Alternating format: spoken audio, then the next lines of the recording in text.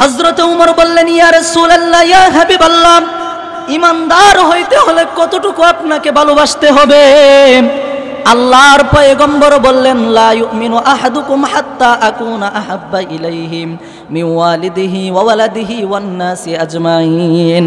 উমর রে, তোমার স্ত্রীর চেয়ে, তোমার সন্তানের চেয়ে, তোমার বিবি বাচ্চা, তোমার মা বাবা, তোমার ধন সম্পদ, তোমার ঘরবাড়ি, এ উমর, সব কিছুর চেয়ে যদি তুমি আমি নবীকে ভালো না বাসতে পারো, তাহলে তুমি প্রকৃত মুমিন হতে পারবা না, প্রকৃত মুত্তাকি হতে পারবা না।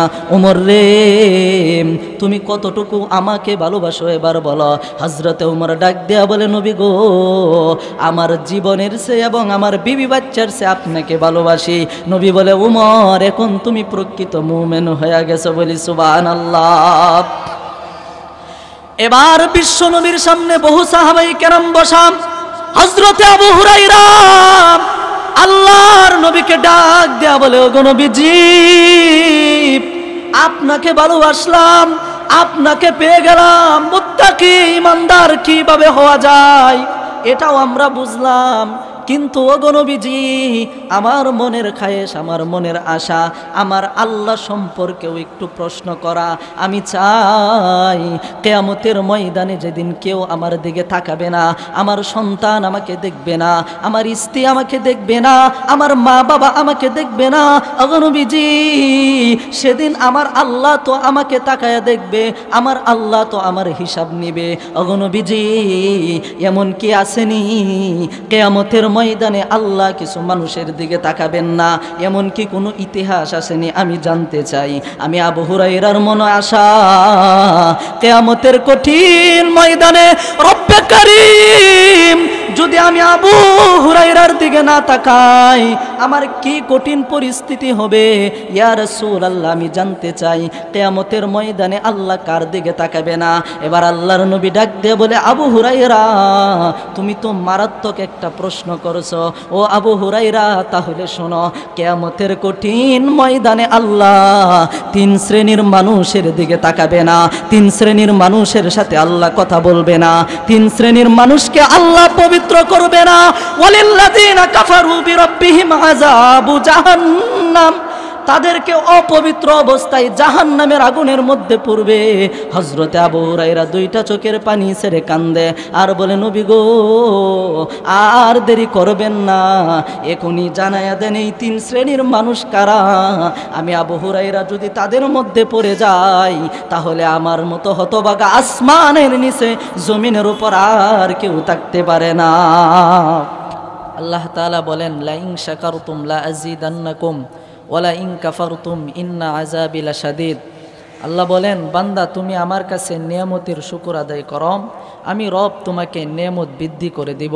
ওয়ালা ইন কাফারতুম ইন্না আযাবি লাশাদীদ, আর যদি তুমি আমার নিয়ামত থেকে গাফিল হয়ে যাও, অর্থাৎ শুকরিয়া আদায় না করো, ইন্না আযাবি লাশাদীদ, নিশ্চয়ই তোমার জন্য কঠিন আযাবের ব্যবস্থা রয়েছে। বলি নাউজুবিল্লাহ।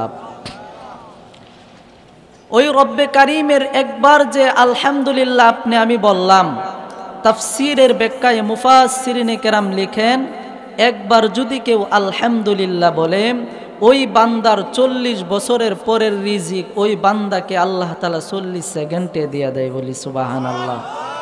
সুবহানাল্লাহি তামলাহুল মিজান, একবার যদি কেউ সুবহানাল্লাহ বলে, মিজানের পাল্লায় এই সুবহানাল্লাহর নেকিটা সেদিন ভারী হয়ে যাবে।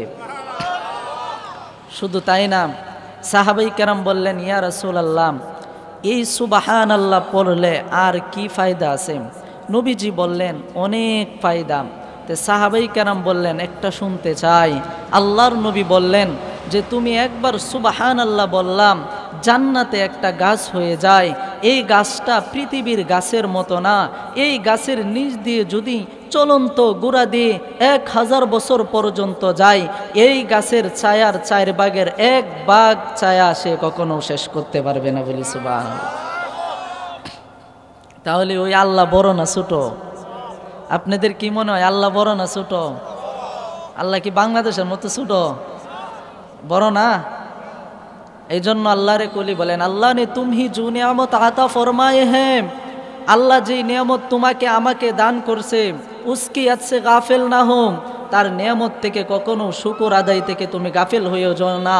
আসমান তোমার জন্য বানাইছে, জমিন তোমার জন্য বানাইছে, গাছপালা তোমার জন্য বানাইছে, সাপ তোমার জন্য বানাইছে, বিচ্ছু তোমার জন্য বানাইছে, পাহাড় তোমার জন্য বানাইছে।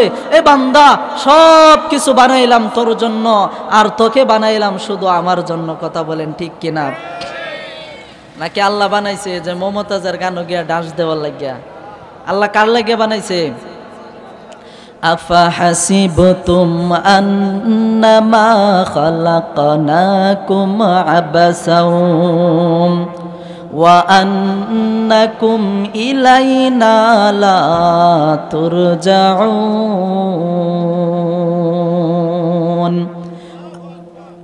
রব্বে কারীম ডাক দিয়া বলে, ও পৃথিবীর মানুষ, আমি আল্লাহ তোমাকে বানাইলাম, কাউ দাও ফুর্তি করো, মমতাজের গান শুনে নাচানাচি করো।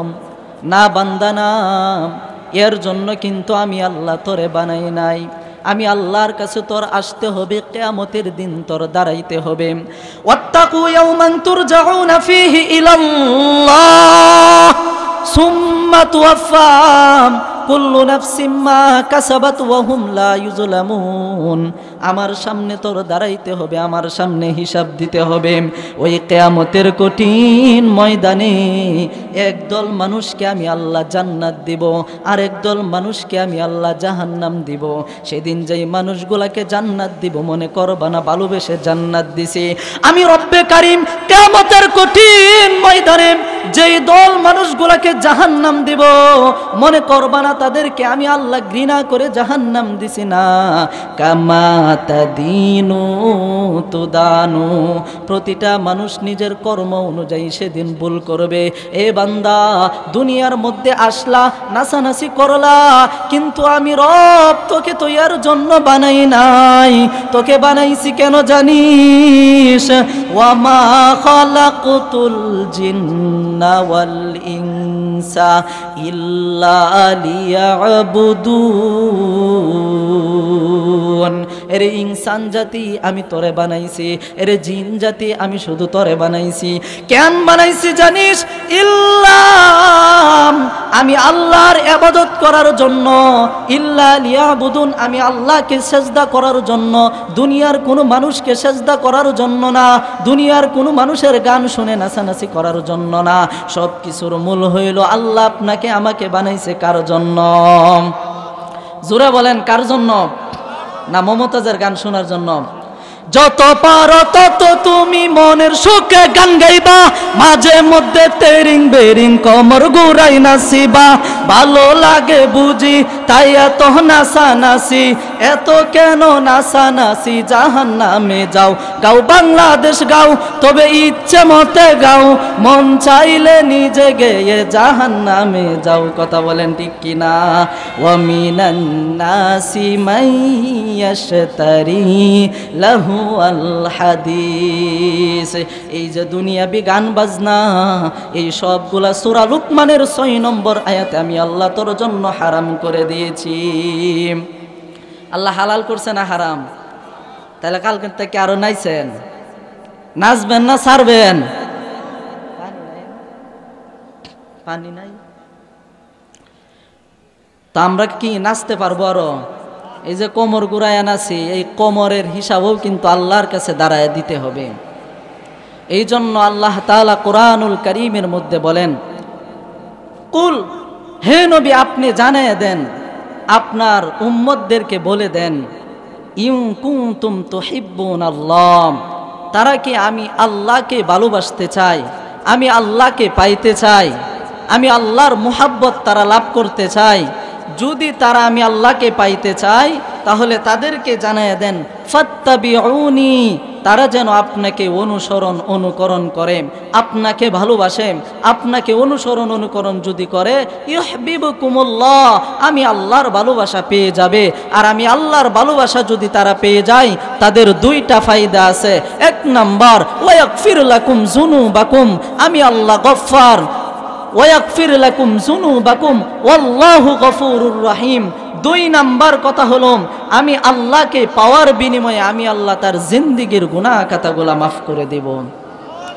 তাহলে বোঝা গেল আল্লাহকে যদি আপনি আমি পাইতে চাই তাহলে নবীকে অনুকরণ করতে হবে। আপনি যদি শুধু মনে করেন যে আমার আল্লাহ দরকার, আল্লাহ দরকার, আল্লাহ দরকার, নবীর সুন্নত যদি না মানেন কখনো আল্লাহ পাবেন না। যদি রাস্তায় নামে কোন যে বিয়া করমু বিয়া করমু বিয়া করমু, কিন্তু গটক ধরেন না, বিয়া করতে পারবেন? গটকের দরকার আছে না? নাকালি দুই কন বিয়া করমু এক মেয়ে শূন্য বিয়া বই করবো, কথা কন। তাইলে আল্লাহ বউ যদি দরকার হয়, এটা স্যাম্পল দুনিয়াবি, বউ যদি দরকার হয় তাহলে গটক দরকার, গটকে সন্ধান দিব। গটকে আপনাকে ফিরিত করায় দিলেও একজন বান্ধবী লাগে, অর্থাৎ গটক লাগবই, গটক ছাড়া বিয়া করা যাইতো না। আল্লাহ বলেন আমাকে যদি পাইতে চাই আমার নবীর সুন্নত মানা লাগবেই, সুন্নত মানবা না আমি আল্লাহকে কখনো পাইবা না, সুন্নত মানবা আমি আল্লাহকে পাইবা, সুন্নত মানবা না আমি আল্লাহকে কখনো মিলবে না, কথা বলেন ঠিক না? এখন আল্লাহকে যদি আপনি আমি পাইতে চাই তাহলে নবীকে ভালোবাসার দরকার আছে না?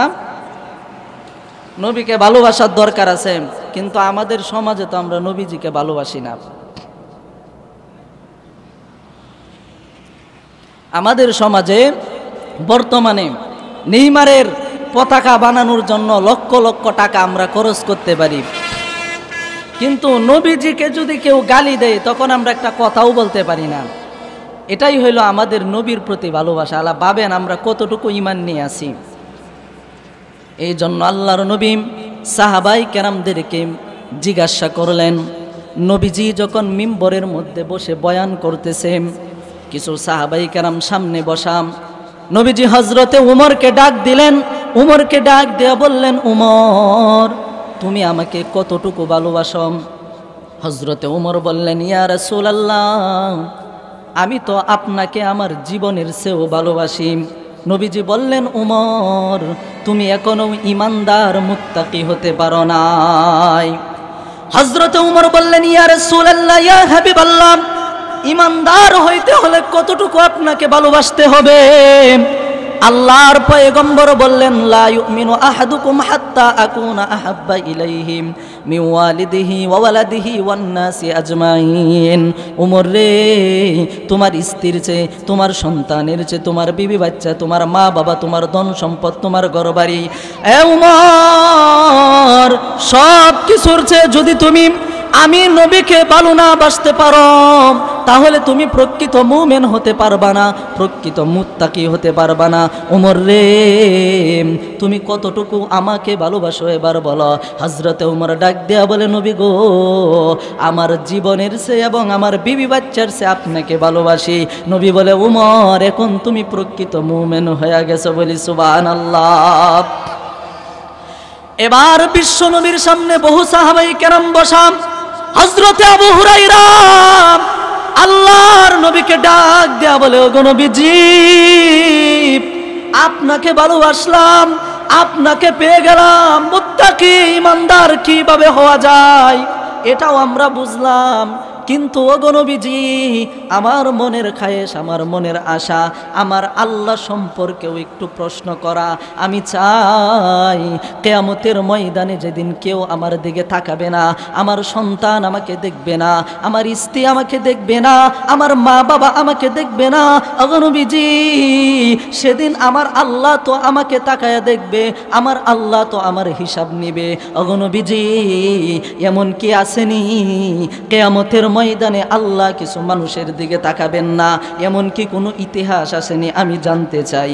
আমি আবু হুরায়রার মনে আশা কিয়ামতের কঠিন ময়দানে রব্বে কারীম যদি আমি আবু হুরায়রার দিকে না তাকাই আমার কি কঠিন পরিস্থিতি হবে।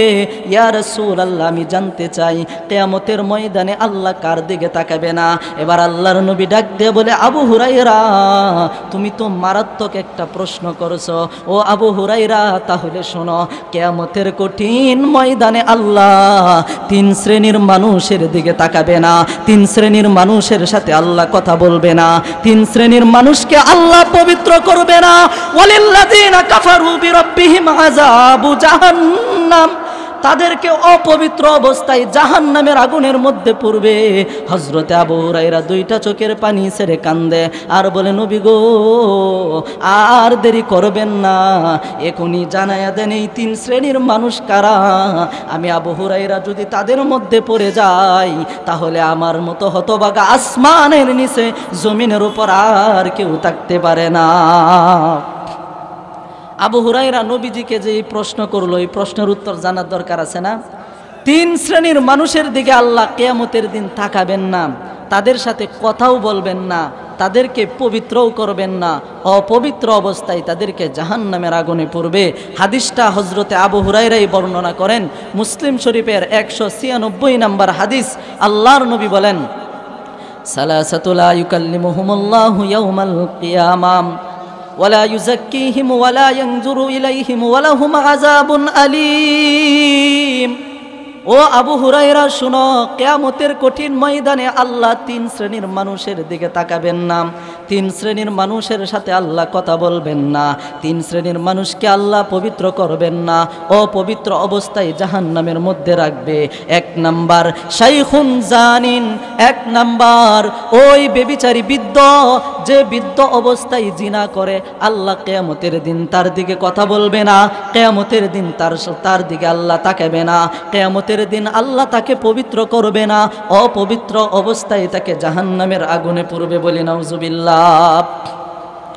তাহলে এক নাম্বার কে? ওই বৃদ্ধ, যেই বৃদ্ধ অবস্থায় জিনা করে। দুই নাম্বার আল্লাহর নবী বলেন, ওয়া মালিকুন কাজ্জাব, অত্যাচারী শাসক। একজন মজলুম ব্যক্তি অপরাধ করে নাই, কিন্তু তার উপর অপরাধ চাপাইয়া দিছে।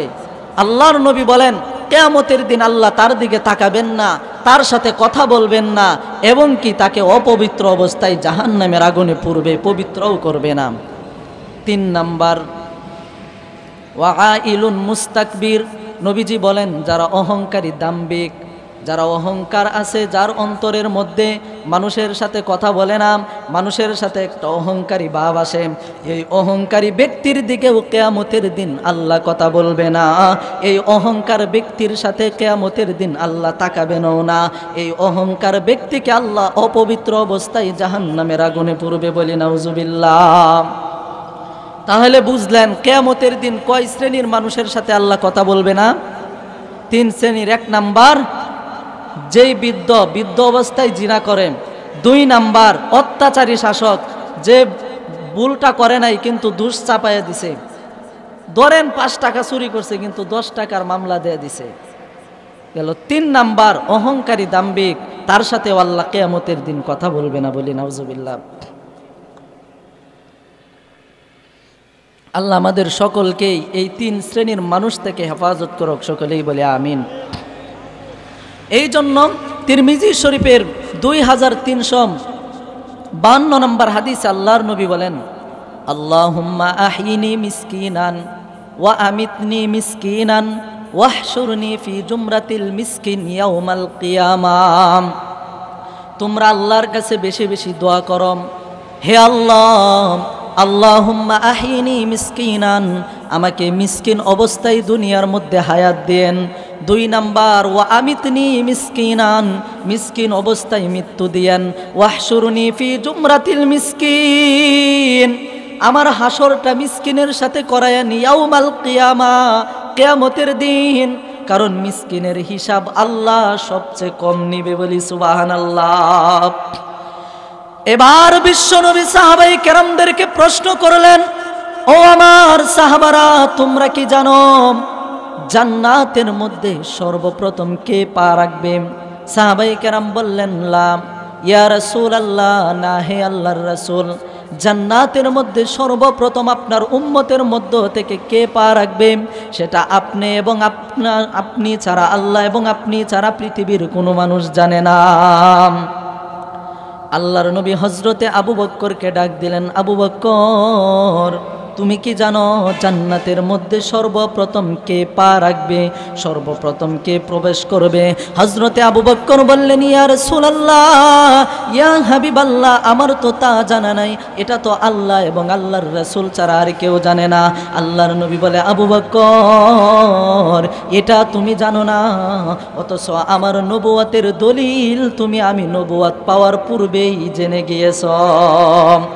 রুইয়া কাল্লাতি রাআইতা হাদা বিশাম, ও আবু বকর, শামে গিয়ে আমার নবুয়ত পাওয়ার দলিল সর্বপ্রথম তুমি পাইলাম, আর জান্নাতের মধ্যে সর্বপ্রথম কে পা রাখবে এটা তুমি জানো না, এটা তুমি জানলা না, এটা কিভাবে সম্ভব? আবু বকর রে, তুমি কি ভুলে গেছো হিজরতের দিনের কথা? ও আবু বকর, তোমাকে নিয়ে আমি হিজরত করলাম যেদিন, আবু বকর তোমার দরজার মধ্যে দাঁড়াইতে দেরি হয়, ডাক দিতে দেরি হয়, কিন্তু দরজাটা খুলতে দেরি হয় না। ও আবু বকর, আমি সেদিন প্রশ্ন করলাম, আবু বকর, আপনি কি ঘুমান নাই? আপনি কি বিশ্রাম করেন নাই? আপনি কি এক মিনিটও বিশ্রাম করেন নাই? আমি আপনাকে ডাক দিতে দেরি হয় আর দরজাটা খুলতে দেরি হয় না। আবু বকর ডাক দিয়ে বলে, নবী গো, আপনি আমাকে ডাক দিলেন আর আমি দরজা খুলব না, এটা তো হতে পারে না।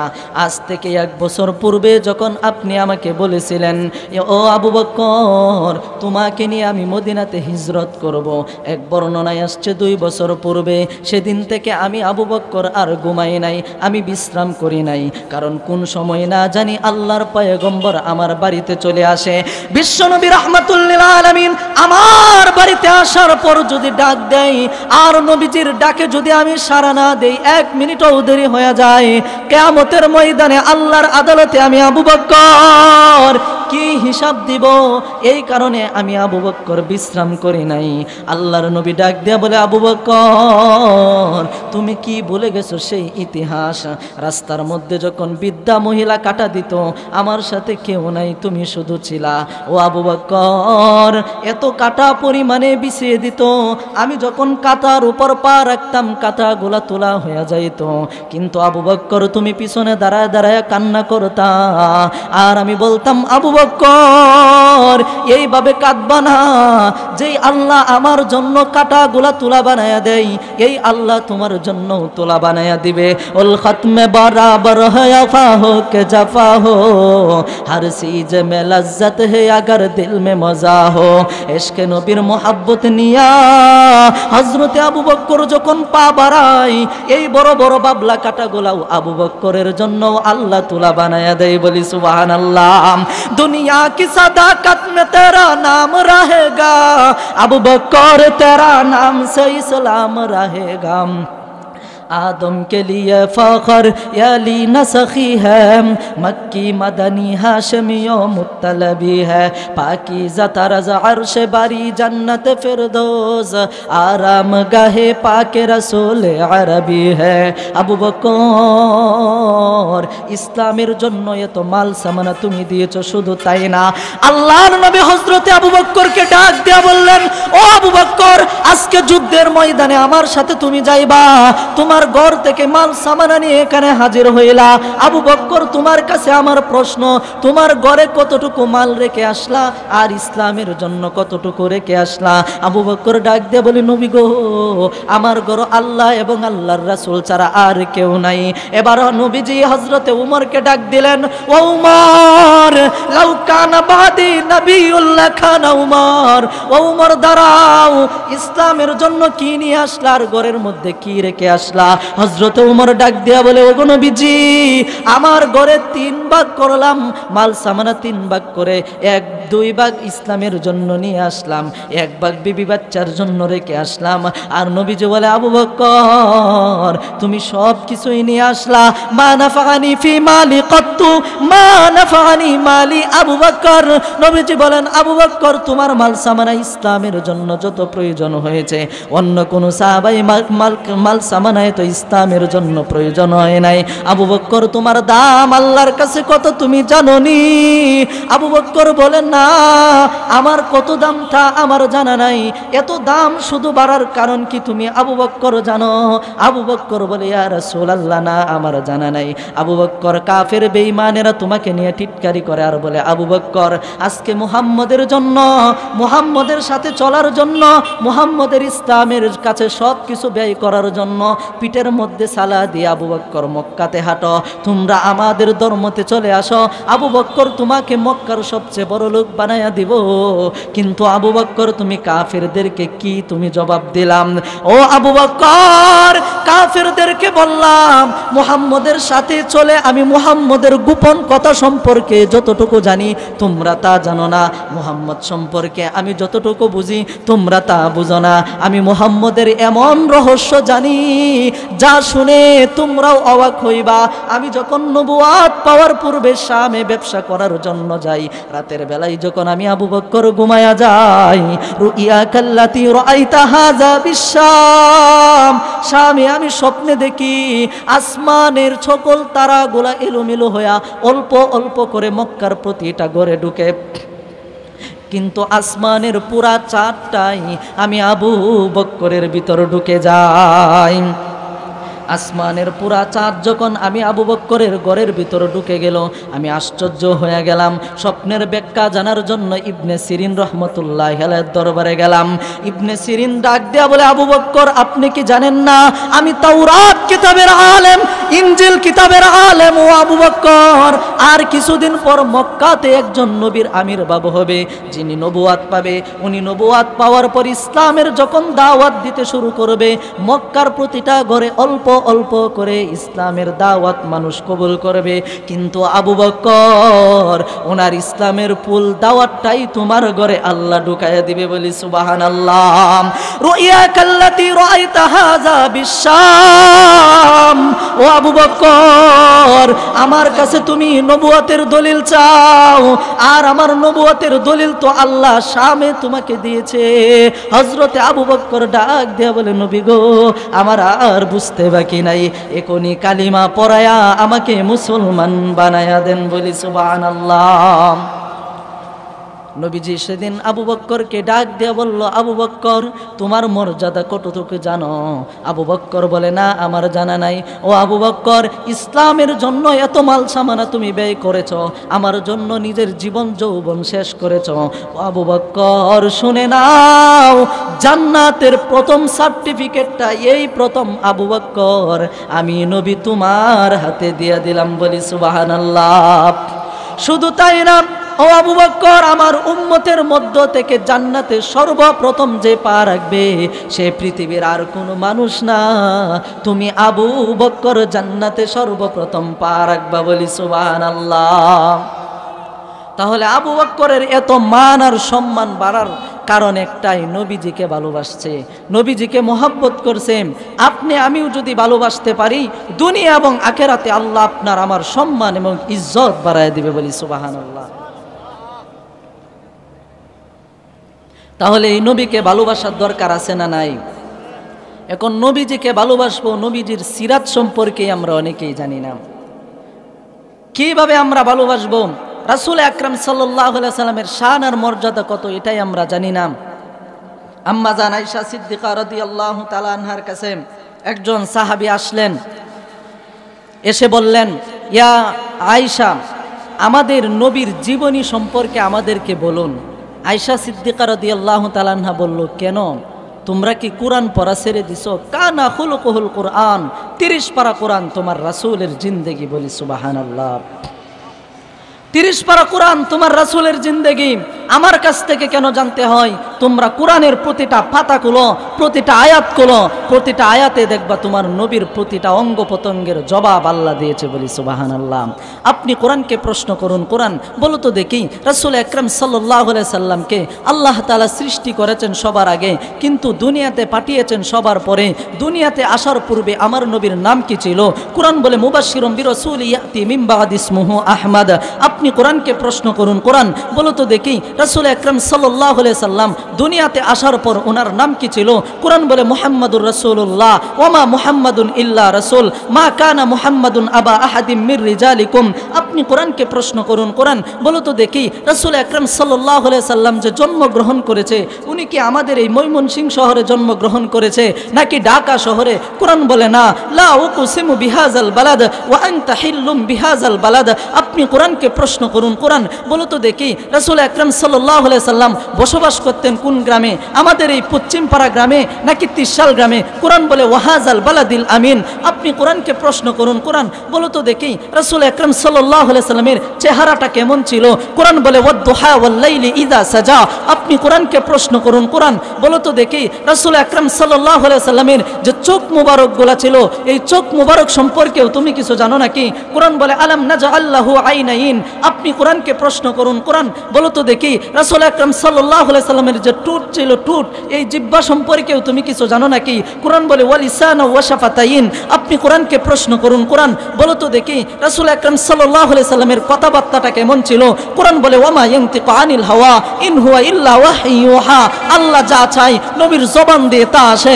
আপনি কোরআনকে প্রশ্ন করুন। কোরআন বলো তো দেখি রাসূল আকরাম সাল্লাল্লাহু আলাইহি সাল্লামের ডান হাত সম্পর্কেও তুমি কিছু জানো নাকি? কোরআন বলে ওয়া মা রামাইতা ইজ রামাইতা ওয়ালাকিন্নাল্লাহ রামা। আরে নুরুদ্দিন জঙ্গি বলে আমার নবীর ডান হাত সাহাবায়ে কেরামের পরে সর্বপ্রথম আমি দেখেছি গুহায় যখন আমি ঢুকেছিলাম দেখি আল্লাহর নবীর হাতের নূরের আলোকিত সারাম গুহা আলোকিত হয়ে গেছে। বলি সুবহানাল্লাহ।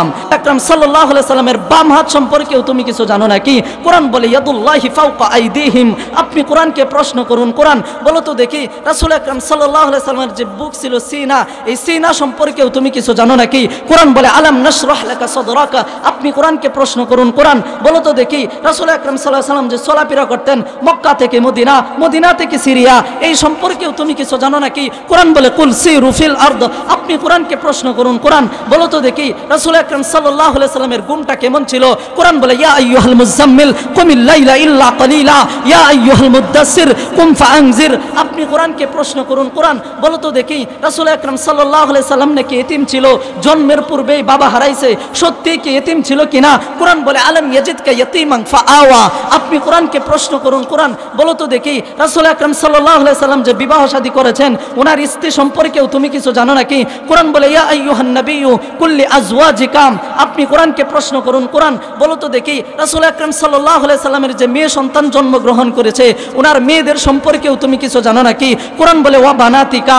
আপনি কোরআনকে প্রশ্ন করুন। কোরআন বলো তো দেখি রাসূল আকরাম সাল্লাল্লাহু আলাইহি সাল্লাম যে বিবাহ শাদী করেছেন ওনার শ্বশুরদের সম্পর্কেও তুমি কিছু জানো নাকি? কোরআন বলে ওয়াল্লাযিনা মাআহু। শ্বশুর তো একজন না আরো আছে, আশিদ্দাউ আলাল কুফার। আপনি কোরআনকে প্রশ্ন করুন। কোরআন বলো তো দেখি রাসূল আকরাম সাল্লাল্লাহু আলাইহি সাল্লামের মেয়েদের জামাই সম্পর্কেও তুমি কিছু জানো নাকি? কোরআন বলে রুহামা উবাইনাহুম তারাহুম রুকআন সুজদা ইয়াবতাগুনা ফাদলাম মিনাল্লাহি ওয়া রিদওয়ানা। আপনি কোরআনকে প্রশ্ন করুন। কোরআন বলো তো দেখি রাসূল আকরাম সাল্লাল্লাহু আলাইহি সাল্লাম যে দুনিয়াতে আসছে একটা তো মাকসাদ আছে। কাফায়েতুল্লাহ নুমানি আসছে একটা উদ্দেশ্য আছে, মাকসাদ আছে, ওয়াজ করবে। নবীজি যে পৃথিবীতে আসছে উদ্দেশ্যটা কি? কোরআন বলে মা আতাকুমুর রাসূলু ফাখুযুহু ওয়া মা নাহাকুম আনহু ফান্তাহু ওয়াত্তাকুল্লাহ। আপনি কোরআনকে প্রশ্ন করুন। কোরআন এবার বলো রাসূল আকরাম সাল্লাল্লাহু আলাইহি সাল্লামের চরিত্রটা কেমন ছিল? নেইমারের মতো ছিল, মেসির মতো ছিল, রোনাল্ডোর মতো ছিল, কাকার মতো ছিল?